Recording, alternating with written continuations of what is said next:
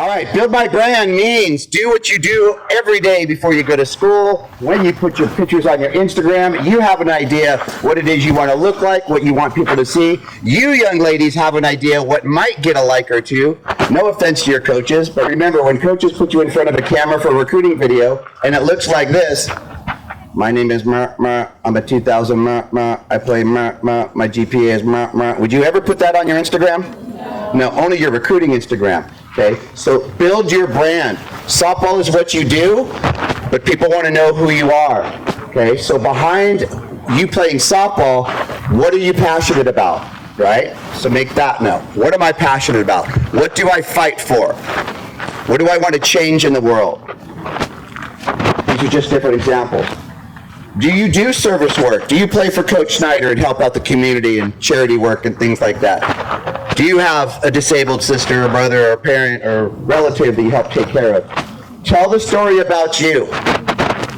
When you start to write colleges, and some of you are young, but you're all going to reach that point at some point, right?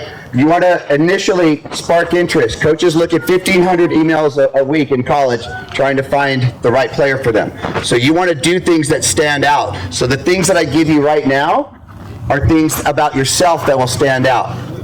And then how to find information to stand out. Firecrackers are examples. I tell stories. We share history to you. I don't make any of you do anything. I'm not telling you what you're going to do wrong or what you're doing wrong. I don't want to make you feel self-conscious. We want to inspire you with a story that you can compare to how you live life inside softball, compare it to how you live life off the softball field, and then it's your choice. The most powerful thing that we can help you change today, if you need to change anything, is your perspective. So even right now, instead of walking up to the plate and worrying about if I don't hit the ball hard, then I know I rolled over or pulled off the ball or I'm flying open or I pulled my head or I overstrided. We no longer think about it. So here's your next line. Life is what we make it. We think about what we want to do. Life is what we make it. We create our situation. We design our lives. And then we deal with things that we cannot control. Take responsibility for the perspective that you have, ladies. Because there's a term, don't write this one down, it's a long one, I try to keep the syllables short, but self-preservation. Your happiness is at stake here. So the best thing you can do is say, you know what? Write this one down. I choose happiness. For someone that's in a real tough area of the world, they have to say, I choose to live. I choose happiness, which means we don't give power to things and people that affect our happiness. And where is that the hardest? At home, right? In case there's somebody at home that isn't as happy as they would like to be, or grew up in a circumstance, because not everybody is fortunate enough to have a great family, or have a great circumstance, or have perfect balance at home. And if any of you struggle at home, like a lot of people do, and you're playing travel ball, you are doing something that is amazing. Because a lot of people that struggle at home, single parents, a lot of situations going on, those kids can't play travel ball. So if your home's not perfect, you're in a single parent household, things aren't always happy at home, and you're still playing travel ball, I'm still telling you, there's something to be thankful, but you have a little more pain to deal with. So happiness, how do we find it? If it wasn't given to you growing up, if it wasn't passed on to you, learn your story, and find people that are happy. This whole thing is about modeling success. If there's something that you want and you see somebody that has it, watch what they do and copy it, starting with being happy. How do people that are happy talk? How do they talk about other people? How do they react to problems? Whatever you experience here today, make sure you tell people good or bad if you have an opinion. Or you don't have an opinion, don't tell anybody anything. There are coaches that aren't here today, right? Because maybe I didn't give them a select team, or maybe I didn't do this, and so they're like, oh, Rico doesn't do this, Rico doesn't do that. Where's their happiness? Blame, blame, blame, blame, blame, blame. There are millions of people for you to blame if you want to blame people for your reason, for you not being happy. It doesn't work that way. All right? I'm going to give you some sources that I want you to write down, that I want you to seek on social media if you're not already doing this. And the reason I want you to do this is not so much we're into likes and followers, it's I want you ladies to have examples and models of the stories that are told. FC Softball Inc. FC Softball INC. That's our Instagram. This is also a place that we share your stories. Make sure your coaches, one of your parents, somebody, if your coaches are old school guys, they don't do social media, one of your parents step forward, tell the story of your teams. That is one of the best part of the Firecracker culture, is the storytelling from the team to team. What are they doing? How are they telling their story? What are their uniform combinations, right? What's their messaging? Follow it. This is for parents too. How many of you young ladies here are pitchers? All right, most stressed out position on the softball field. Look, we drew a circle around you because you're so special. All right, okay, the Range Pitching Academy, write that down, the Range Pitching Academy. I used to try to have you find the sites here, but Wi-Fi's at parks are kind of crazy, so the Range Pitching Academy. A lot of what we tell, stories we tell as far as playing the game, I'll simplify this to your parents and you, well, most of you, if not all of you, are spending a lot of money on lessons. In lessons, you learn, for the most part, you learn how to pitch the ball, how to swing the bat. Our last goal for you, write this one down, is what do I do with my pitch? What do I do with my bat? Meaning, where am I trying to hit it? Where am I trying to throw it? That has almost nothing to do with your body parts. So even right there, tools of success. I'm handing a perspective to you. It might sound really funny. But when you all watch the Dodger games, you don't talk about their shoulder. Oh, we flew open on that one. Looks like he rolled over. If you do, you need to get out of the softball mind. We're just mad that our favorite player grounded out in a double play. Learn to talk about softball the same way. It's a story, right? We've had pitchers on our team learning how to pitch, put the ball in the center of the plate, and then one of the bat busters, I think, hit that clock up there. That clock was in there, ball's probably still going. But it doesn't make you a bad pitcher. It means you made a mistake. Who doesn't make a mistake? Anybody here can raise their hand in front of everybody if you never make mistakes. A mistake in the middle of the strike zone gets hit hard. It doesn't mean she's good or bad. The Range Pitching Academy teaches you what to do with the pitch. And I'm not selling you anything, it's free, it's Instagram. Watch the stories on the Range. We are talking about the game in the same way that, gosh, I'm older than everybody now, but if any of you played over the line, any of you played pepper, any of you played wiffle ball, there was nobody instructing us. Anybody played tetherball, kickball? Bend your knee at 45, no, I don't think so. I don't want to play kickball anymore. So a couple things for you ladies to look at. Last one, FC Softball School. FC Softball School is your digital playbook, for a lot of the drill, even some of the drills that we're going to talk about here in a second. FC Softball School, you need a code to get into it. The membership is free for all Firecrackers, your coaches, and I believe Juliana sent it to everybody in the database. So the database, if your coaches have not asked you to enter or get your family entered in our database, then you are now reliant on your coaches to get the stuff that we pass to you. Some of you say that's a great thing. Some of you just went, oh God, the wonder that I don't know what's going on with this organization. So please, get on your coaches today about we need to make sure that we're in the database so that we can be communicated with the savings with our partnerships, with the communication, with the education, with the tips, with the stories that are only here to affect you in a positive way. I and we will never be here to sell you. Yes, we have retail parts, but never to pull you in, never to trick you, only to offer you things that you need to try to make your situation a better experience and more affordable. So that's what you have on different ways to get information, to not just hear me, but hear a lot of things that are inside softball. For as long as I've been giving lessons, probably I think 32 years now, 33, before nationals, before recruiting tournaments, something, all right, do you want to hit today? No, I just want to talk. I want to hear you talk.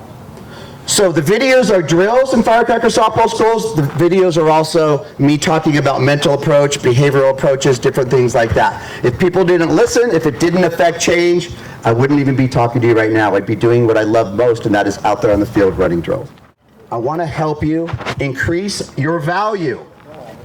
I want to show you little tips that will make a difference when you're at a college camp, anytime you're in front of somebody that you want to appeal to, making another travel ball team. These small tips can increase your value 500%. Now this gets into the physical things that hopefully we can inspire you to take away today. Number one, right, be athletic.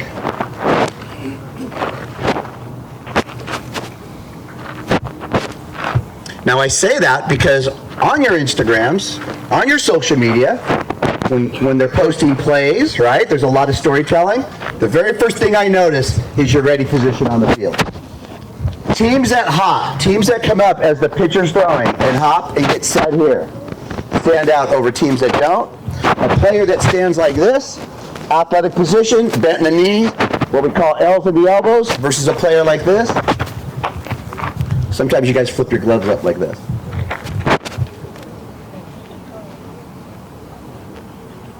Doesn't look athletic. Be athletic. We're going to get into a drill for that. Next one, top of the door. It's right, top of the door. And I'm going to give you a word to just go ahead and butcher it, and if you figure it out, great. Next to that, write downward trajectory. Top of the door, downward trajectory. This is a key throwing component.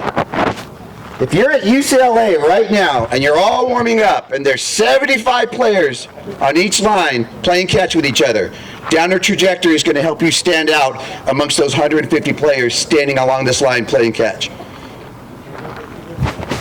Okay, some of you are still writing or figuring that out. Everybody's got a doorway, so even from you ladies sitting down, take your throwing arm and put it up in what would be the top corner of your doorway. So here's my top corner of my doorway. Now look, this is not the corner. Corner would be here. Now look at my arm. I'm going to bend it slightly. Okay? Notice that my elbow is higher than my shoulder. All right. I was noticing a team over here doing wrist flips, right? Okay. Now, take your wrist and flip it like this. If I flip my wrist from right here, which way is the ball going to go? Downward. The trajectory is going to be how? Where? Downward. Downward to your chest. Okay, relax your arm now. If I take the ball out like this, see where my arm is? And I flick my wrist from here, which way is the ball going up? I'm sorry, which way is the ball going? Upward, which is what 98% of players do. The weight of the ball pushes your elbow down, and unless you really pay attention, which is what you're going to see in these drills, paying attention to detail and working on downward trajectory. Downward trajectory is really important on your strongest throws. So most important for your hardest throws. So if you're an outfielder, when you're throwing one bounce to throw somebody out at home, downward trajectory. If you're a shortstop, throwing from that 5-6 hole to first base, it's over the top, downward trajectory. Middle infielders out there getting getting a relay, and wanting to throw somebody out at home or third, downward trajectory. 80% of this game can actually be played down here. Because downward trajectory is really when you have to throw the ball hard. We've got 3/4 slots and we've got sidearm slots, and we're going to talk about the sidearm one as well. But top of the door downward trajectory is a difference maker, because a coach will not be looking for that, but when you throw the ball like this, as opposed to this, you're going to stand out in a good way. All right, next one is sidearm.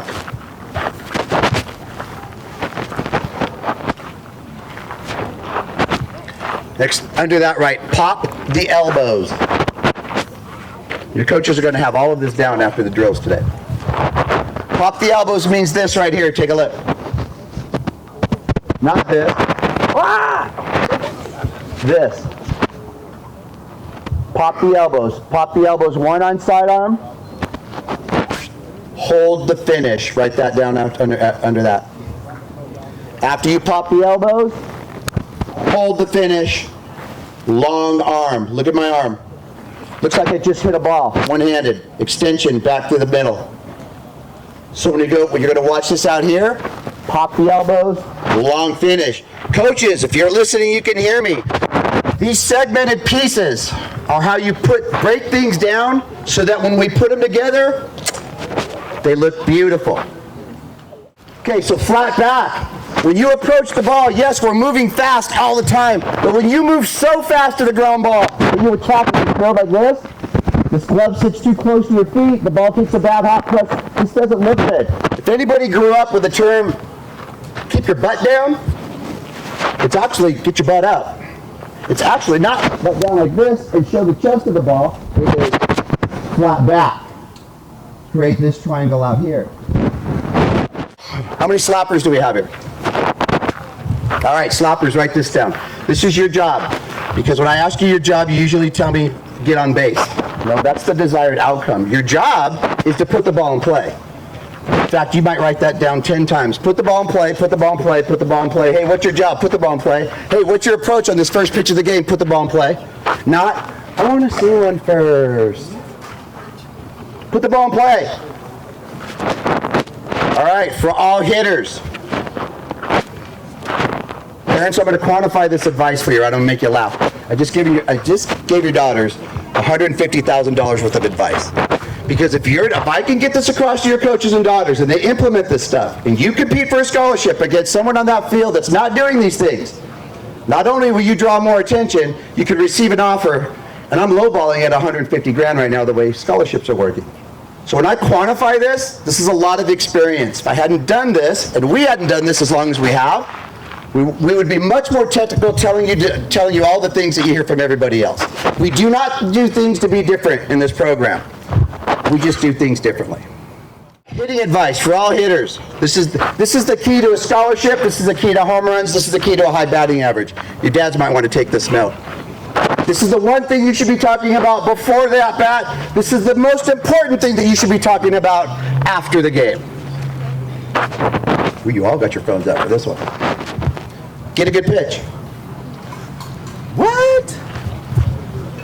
With a 27-degree perfect launch angle and a 90-degree... Oh, don't write that, I'm kidding. Get a good pitch. What's a good pitch? Write this down. Thigh high, waist high. Bye-bye.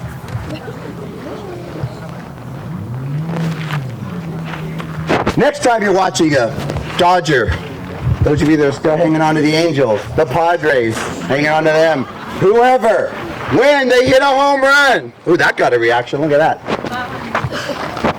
I'm feeling your pain. All right, when you watch a replay of a home run on TV, don't look at the swing that always looks like this. Every single swing looks the same. That's point of contact. You know that stuff. All of you girls do that. Look at the catcher's glove. When you see a home run on TV, do you think the catcher's glove is going to be here? Here? Here? Here? Yeah.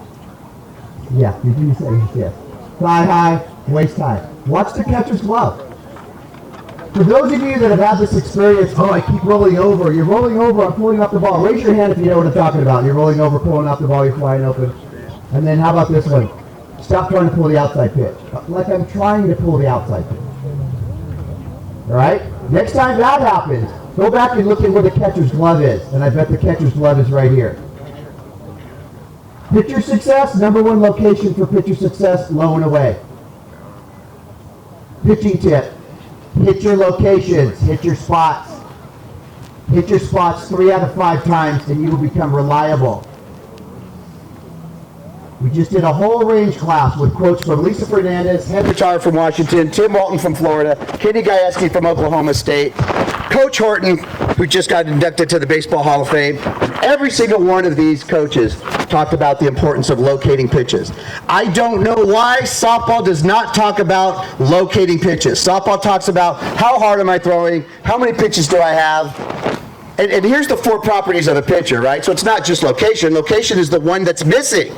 Speed, spins, movement, location. Number 1 ingredient missing from pitchers in softball.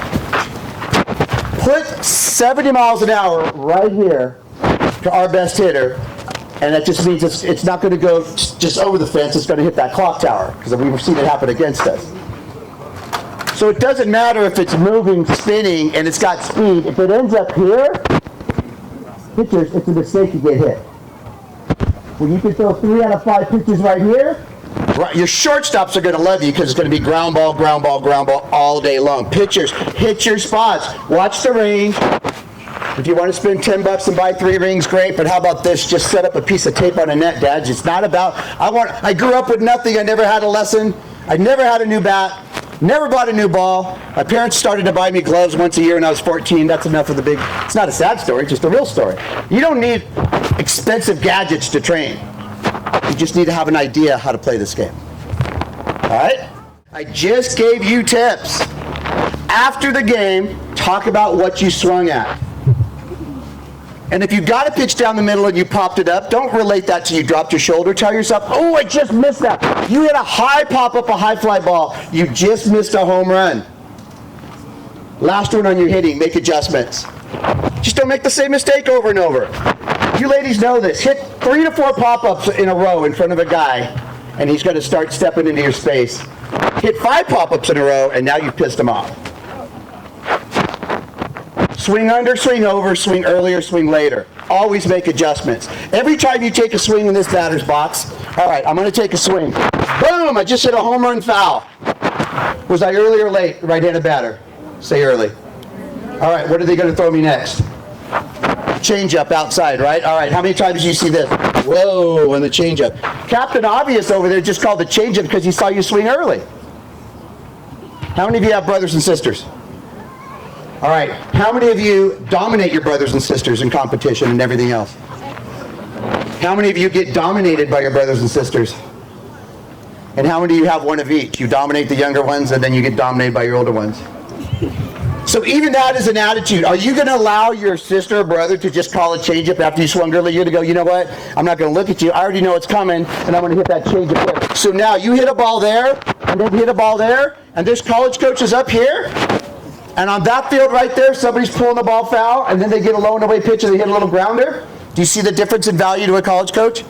So when you're in the batting lessons, when you're in the batting cage, think about where you're hitting the ball. Hit 2 balls to the right, hit 2 balls to the left, and hit 2 balls up the middle. But don't just hit, and then every time you don't hit the ball hard, know what you're doing wrong with your swing. If that's the life that you're making for yourself as a hitter, no wonder you're stressed. Stress is the #1 thing we deal with out here. This is the conversation that professional players have. They go into the cage and the lab to work, but when they're on this field right here, this is the stage. Okay, so an analogy, race car driving.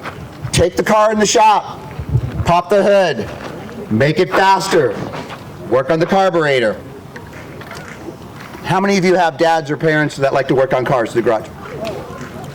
Or how many of you like to? All right, not as many anymore. But when the race is happening, the hood's not up. It's about what's happening with the other drivers. Just like when your parents drove you here. They weren't thinking about push the brake, start the car. They've done that thousands of times. They're thinking about how to get you where you need to be amongst all these other crazy drivers out there. So it's the same thing when you're playing softball. Last thing that I'll give you, parents. We want to give you information that gives you a perspective that you can now professionally support your daughter. Look at your daughters like they're in veterinarian school right now. Okay? Because the natural learned behavior is to pass on what was given to us. So most of you, I don't know you, but if you're passing on what your instructors are saying, just remember, my opinion, it's just my opinion, you can flush it after today, is don't pop the hood of the car open when she's on the field. Keep your hands up. You're talking about physical things. What if I started addressing how you're all sitting and I started looking at your posture? Did you just get self-conscious? So 2 things happened when I said that. You got self-conscious, and then in the back of your mind is like, screw you, Rico, I don't care what you think. And I'm going to sit like this no matter what. But you're still self-conscious. I said that 1 time. Think about how many times they hear what they're doing wrong. And you're well-intended. These coaches are well-intended, but they haven't been given any other tools. So when your daughter's a veterinarian, you're not going to say, you didn't save the puppy, I expect more out of you, and you're not eating tonight. You didn't get the hit when we needed it. You gave up a double when we were winning. But what did you just ask your daughter? Hey, how's everything at the hospital? How did it go this week? How did you feel about it? What did they train you? What did they train you to do with that money that I spent on your veterinarian school? You have that right. But if you talk to her about what she should be doing, the only way that should happen is if you're a veterinarian, and then you would say, look, I'm not mom or dad right now. This is a professional conversation. So to be in their space, and dads, look, I'm your brother, so I know how hard it is, because they are that car that we want to pop the hood, we want to work with our daughter. I get that part of it, right? But at some point, you got to let the baby chick grow up. You got to let the bird grow up, because the bird is going to leave the nest when she's 18. And if you talk to your daughters about hitting through her senior year, and you don't start talking to her about the realities of college life, and I don't even want to go into that because your dad's going to start getting mad at me, but that's what we should be talking about, social politics. How is she going to be happy when she comes from a family of 5 and she's rooming with an only child? You ever thought about that? Have you prepared your daughter for that? Have you prepared your daughter for the juniors and seniors to not leave her cup alone? Because that's pretty important in college. Have you prepared her? Are we preparing them for all the things that are going to happen in college that are great, but also could be dangerous if you're not paying attention to detail? Last thing, this is the great news here, but scary for everybody else. The transfer portal. Woo! The transfer portal has made college just like travel ball. You could get a full scholarship. Don't think that you're set for 4 years, because they're evaluating every year. And if I give you a full scholarship and you don't perform, listen, I love you, you're a great kid, I've got to cut your money down, and I'm going to go to the portal to get that kid that just hit 17 home runs. So much scorekeeping going on, people getting angry that they didn't get a call on September 1st. 1 to 2% of the players get calls on September 1st. You have been misguided. If you're an angry parent because your daughter didn't get a call on September 1st. Tell me that your daughter hit 15 home runs in the summer and you didn't get a call on September 1st, and I'll have a private conversation with you after this and I'll help you out. More likely than not, she's still learning. Okay, this is going to be like Papa Tony now. I love you. And not just because you're firecrackers, I love people. Stop it. Stop getting angry. If you don't have checks and balances with your mom or dad, and nobody tells you that's enough, I'm telling you that's enough. Your daughter doesn't want to hear it. Her self-esteem doesn't need it. The depression and anxiety numbers, not that it's a horrible thing when you ladies reach out for help, because now you have help. A lot of us, we didn't want to reach for help. We were taught like to hold it all in all the time. You guys are learning how to reach out for help. Stop bad-mouthing, stop getting angry, stop talking bad about people. Respect, love, happiness. That's why I'm standing here. I have what all of you want. And I'm telling you, it's not the launch angle, how hard you throw, what field you're on, and what team you play for. It's not the Firecrackers. It's how you live your life. If you take that from me right now and hold your ground, because you're going to be surrounded by angry people. Oh, she's not playing. We're paying dues and she's not playing. Oh, there's the college coach that she wrote to, and he didn't put her in right away. Tony, is there another Firecracker team? It's interesting because I get the compliments, but then our coach gets kind of smacked around a little bit. We're all together in this. Be nice to people, respect people, love people. We'll take care of the teaching of softball with your coaches if they invest their time. Invest their time, because I don't make them, and see where it all falls into place. Okay? I promise you from my heart that those are the secrets of this. There might be grandparents sitting here going, this is what I try to tell them. Stop yelling at her. Just relax. It's going to be okay. They've been around a while. You might want to listen to people that have been around a while and are happy.